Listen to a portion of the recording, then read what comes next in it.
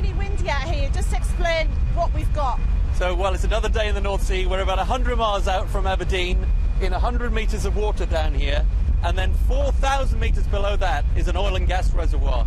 These pipes that you can see coming up here are gathering oil from that reservoir and bringing it up to be processed here.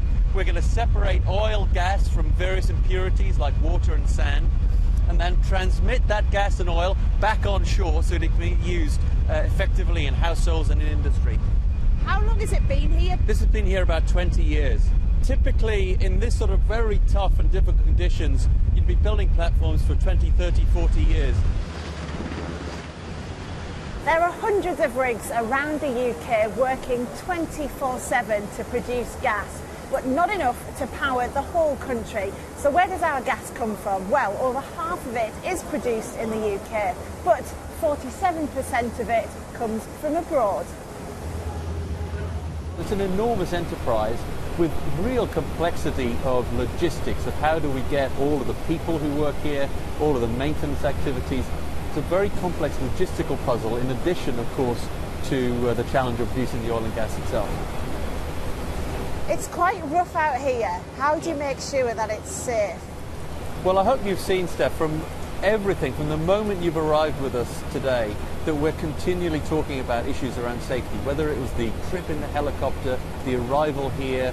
We're always looking at the risks involved in doing business, and I think you have to have a healthy unease about risks in our industry, worrying every day about what could go wrong, and then putting plans in place that minimise the chance of these things happening to us. So, Steph, here we are at the heart of the operation of Gannet. This is the central control room. We're all set up to go on with firewall. Lots of people seeing their energy bills go up, and they see the big oil companies and energy companies making big profits. How do you justify that? If you look at the scale of the enterprise here in the North Sea, I mentioned already that £1.3 billion of spend each and every year in order to maintain and invest in the North Sea. It's a massive amount of investment. The levels of return that we actually get are comparatively small relative to that enormous investment.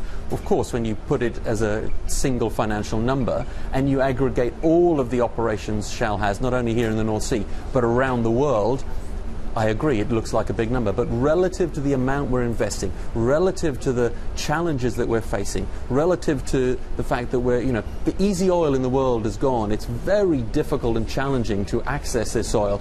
I think that's the reason that a company like ours needs to make the levels of returns we do so that we can invest for a long-term successful future in the energy business.